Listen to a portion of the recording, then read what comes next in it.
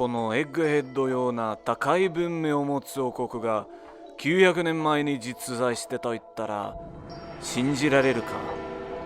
その王国は未来王国ラフテルと呼ばれた。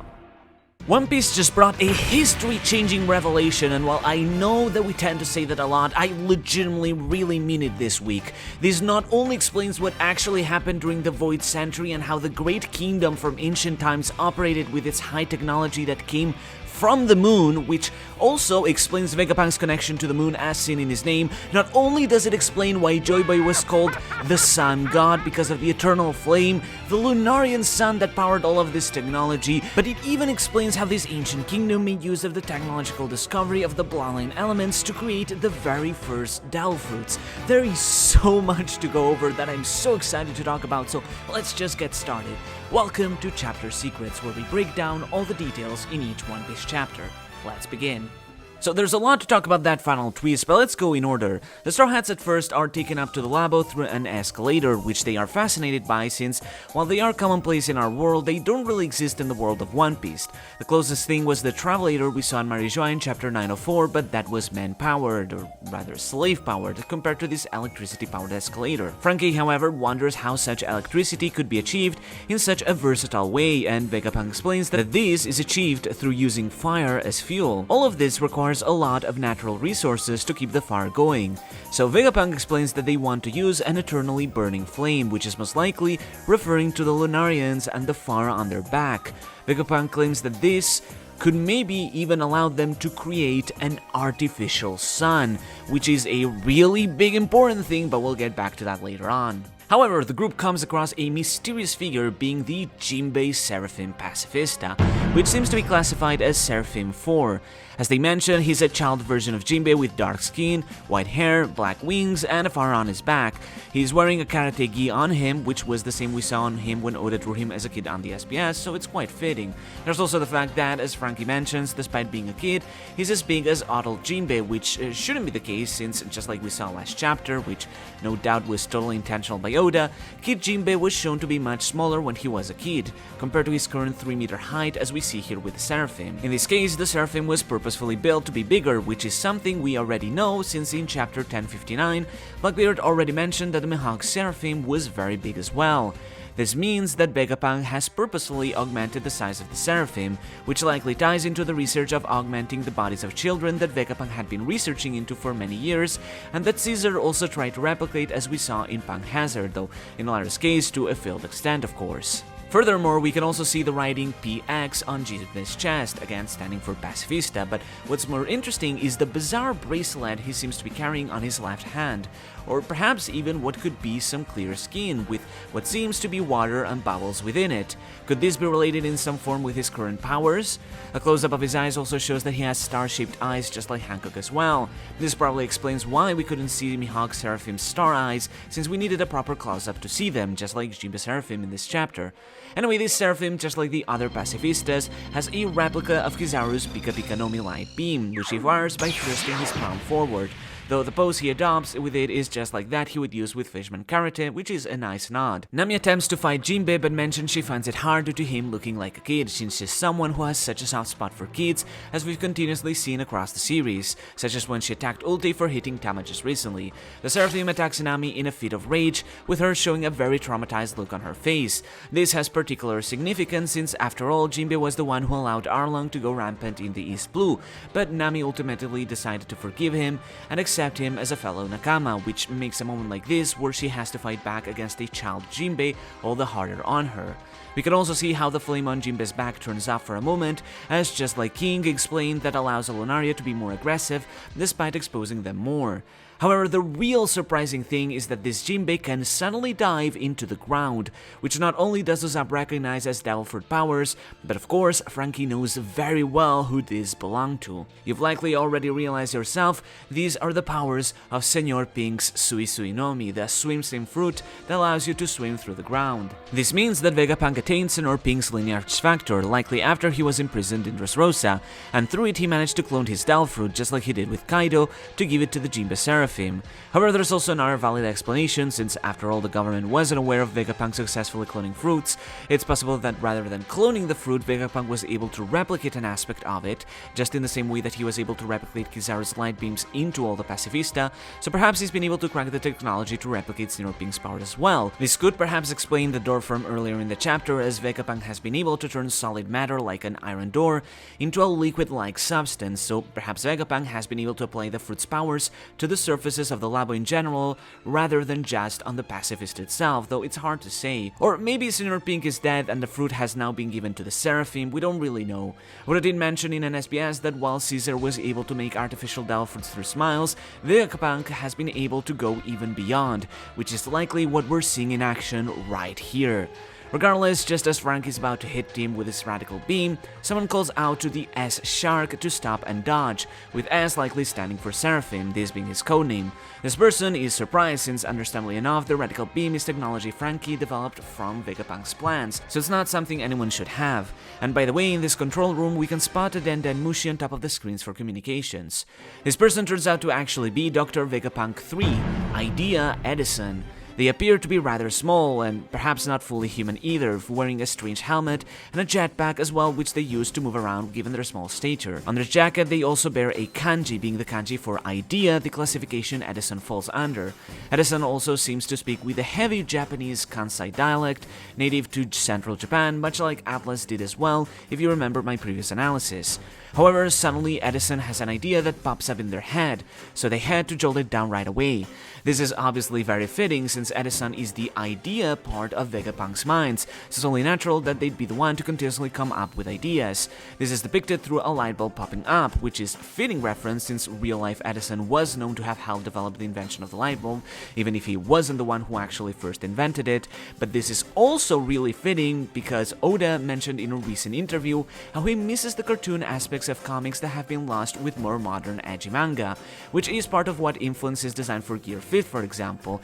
And in that interview he cited as an example a character getting an idea and a light bulb appearing over their head, a detail which he shows here. As Edison rushes to jolt down ideas, they mention how they could use a hand from a cat, which, as explained in a previous analysis, is a Japanese expression that is equivalent to could use a hand in English, which is the reason why the 6 Vegapunk satellites are also referred to as cats in the Japanese version. In this case though, we see an actual cat following him. Vegapunk 4 Wisdom Pythagoras takes over for Edison, taking care of the report. Pythagoras appears to actually be just a small little ball with little hands and legs, which again brings into question on if it's really human at all, instead using the larger body as a mechanical suit, which also bears a jetpack to perform other tasks. This actually makes me wonder if the likes of Edison and Pythagoras, unlike someone like Lilith, are straight up just genderless due to the fact of being partially robotic creatures, though it's also possible maybe that half the punks are male and the other half female for an equal ratio. Either way, it doesn't matter much, as on Pythagoras' suits, beyond the writing Punk 4, we can also see the kanji for wisdom, which refers to a respective category. This makes sense as Pythagoras is the one in charge of writing down and keeping track of all the data, which results in the accumulation of a lot of wisdom, just like the wise philosopher that the Pythagoras of our time was. Pythagoras explains how the Seraphim are able to learn and develop as they gain battle experience and grow up, sort of like Pokemon, I suppose. This is cited as being caused by the bloodline elements / lineage factor, depending on the translation, the DNA of this world, storing information in terms of experience, which would explain why the Jinbe Seraphim also fights using Fishman Karate like the original. Pythagoras also mentions of how the Seraphim are still young, likely because they are recent inventions, and also makes mention of GB, or as the phonetic reading says, green blood, which is an interesting term. Is this suggesting that Lunaria also have green blood on top of all the other traits, or is this a Seraphim specific thing? Regardless, Pythagoras has to go to the toilet, while Edison instead is hungry and starving, so they instead ask help to the final of the punks, being Vegapunk 6, Desire York. As her name suggests, she's the one in charge of the desires, basically taking care of the basic biological necessities of the punks. This includes eating, going to the bathroom, and sleeping, which is described as the KDN cycle, which in Japanese stands for Kudasuneru, or consume, dump, nap. This is because the other punks are too busy with things and don't want to stop working, so they literally made York as a way to be able to skip all their basic necessities. This is particularly weird though, as after York has eaten and gone to the bathroom, Edison and Pythagoras exclaim how they feel refreshed, and Atlas also mentions how her belly feels empty.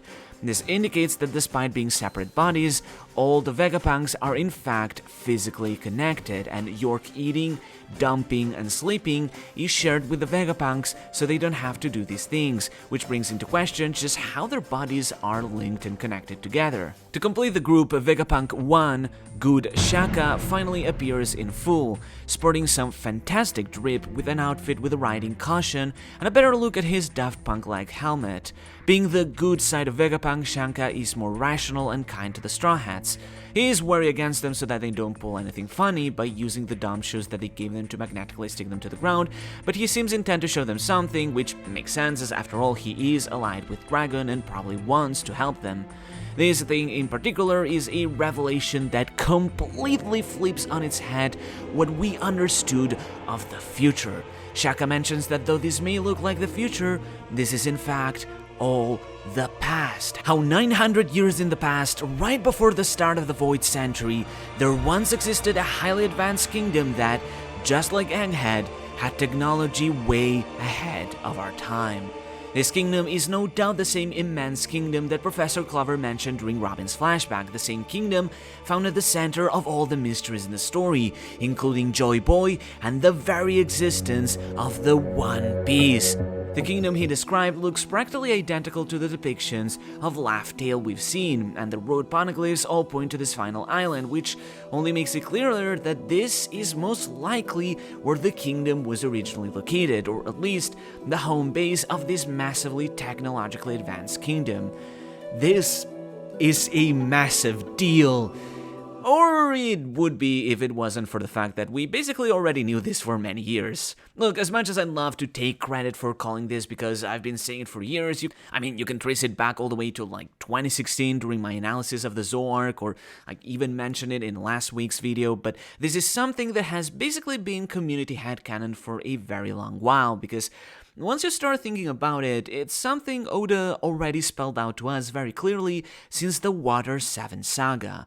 We know this mostly through one thing, something that is very much connected to Dr. Vegapunk: the moon.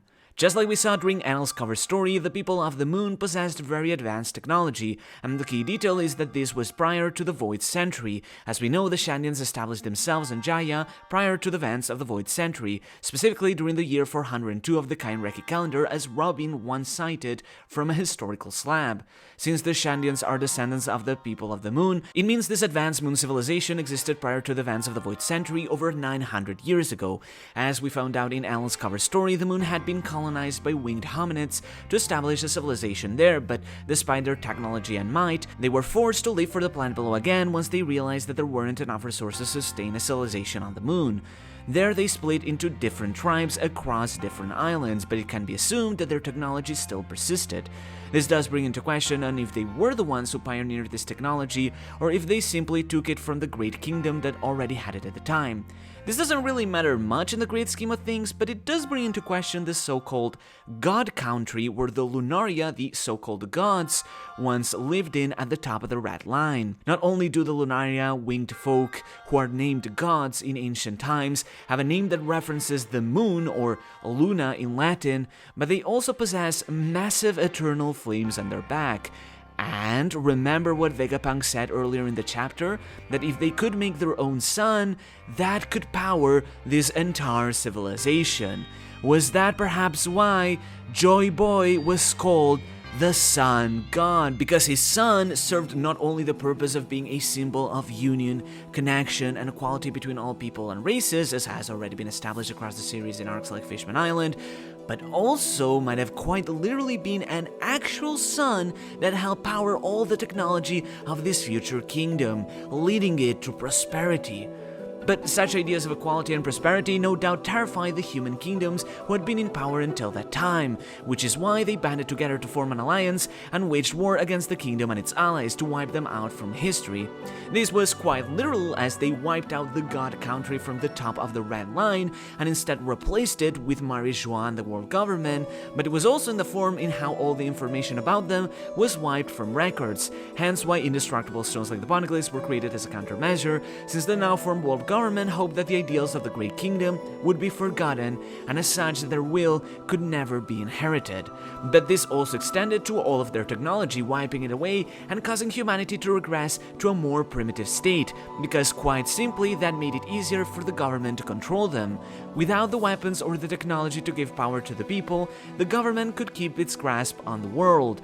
That is, until eventually the greed of technology took them over once again in the future, as Vegapunk was able to unearth many of these discoveries, and the government became too paranoid about the possibility of losing their power that they became tempted to monopolize such future power against the people. This is actually something we've been told in the story with something like the ancient weapons. Originally, the government wanted to completely hide the existence of the ancient weapons. However, recently they declared that they should seize the ancient weapons for themselves, as Lucci put it. Something they are very much doing, the same with Vegapunk as well, though now that he might have learned too much, that might be why they want to eliminate him. This would also explain the existence of Pluton and why so many characters considered it a creation way beyond their time, because it was such an advanced warship that it had the power to wipe out an entire island in one blast, a technology that Vegapunk might have perhaps found a way to implement again against the Lalasha Kingdom. Could what we saw happening there be Vegapunk's attempt at recreating the island-wiping ship Pluton? I mean, after all, it was never said that Pluton had to sail on water, so what if it actually was a flying ship?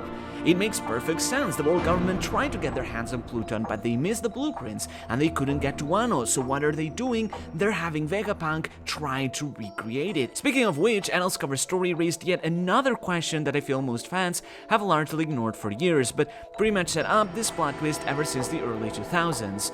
Why is it that Dr. Vegapunk at Karakuri Island possessed the blueprints of the automata despite them being invented originally on the moon, as seen later in the cover story? The only answer to this is that, of course, Vegapunk found ancient blueprints of the automata and recreated that technology in his time, which is literally what Shaka is mentioning in this chapter, how all the technology is the type of stuff that has been lost to the past, but is now found in the present again by recreating this. This has been foreshadowed all the way since the Water 7 saga, and once you start thinking about it, could this be why all the Vegapunks have names that relate to the moon, like I explained in my previous analysis? In fact, we see this adoption of technology in the form of the gigantic robot from the last panel. The resemblance to the Frankie Shogun is frankly uncanny, but there's actually a very real reason for that. As you might recall, Frankie did not invent the Frankie Shogun. Rather, he based it off of blueprints that Vegapunk had in Karakuri Island, which Vegapunk also later used to create the Vegaforce robot. But given what Shaka says, it seems very likely that, much like the automata, Vegapunk didn't actually invent the idea of a giant robot, but rather took it from the past, from this ancient wreck, to recreate it in the present. It's also quite interesting how this robot bears a Viking-style helmet with horns similar to those of ancient giants like the Onigashima skull or oars, the latter being quite fitting since it seems to be somewhere about its size, or at least close to it, and the jaw mask is also quite similar to that of Jack, though that could be a coincidence. More interesting though is the massive katana that is lodged into this robot, likely sustained during battles as it fell and became defeated, which is also fitting again because the General Frankie also bears a katana. The image of such a large katana once again brings back the thought of something like the katana on Onigashima, at a time where perhaps giant robots like these fought in battles alongside or against ancient giants. What I'm implying here is that this is essentially the Frankie Shogun of ancient times, being used by the people of Joy Boy's kingdom to fight in the grand conflict of the Void Century. And if you've seen film Red, you might also recognize these robots as they already appeared in the film, said to have been left in Elysia in ancient times to protect a certain music sheet from being stolen by anyone. Really though, as I've been saying for years, the implications of such an idea are so massive because this may explain the genesis of all Delfruits. I mean, really, it makes sense. Vegapunk has been taking all this technology from the past, and part of it is finding out how to recreate the powers of Delfruits, just like we were seeing in action this very chapter through the Seraphim Pacifista.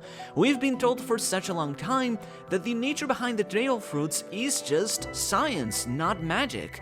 I talked about this last week as well, but according to legend, as Shanks detailed in chapter 19, the Delfruits are supposedly the incarnations of the Devil King of the Sea, with each of the fruits bearing a devil that gives these supernatural powers.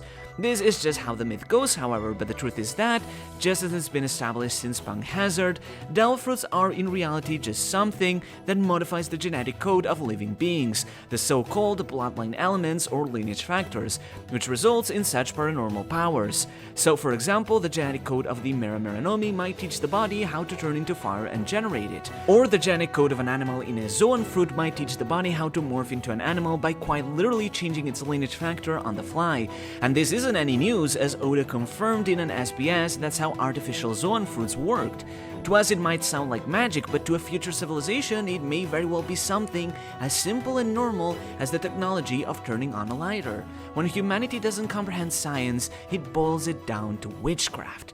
So essentially what I'm saying is that the devil fruits contain genetic code that, when ingested, modifies your own genetic code to freely modify your bloodline elements. If you've seen My Hero Academia, for example, think of it like Deku inheriting All Might's powers through eating the DNA in his hair. This also explains why when someone eats a devil fruit user whole, just like Big Mom did with Mother Caramel, this results in them inheriting those powers, as the genetic code is passed on once again, just like when eating a devil fruit. Really, the only thing that needs explaining here is just how exactly do devil fruits reincarnate into other fruits once a user dies, as well as why zoan fruits are said to have a will of their own, which makes me wonder if they manage to make fruits themselves come to life in some way, but that's something that we're bound to find out very soon anyway. Oda did tell us, after all, that once we finally meet Dr. Vegapunk, we would find out about the origin of devil fruits, and that moment may very well be right now. Next week, or in just a few more, we may finally find out the truth about how this ancient kingdom came to create the devil fruits.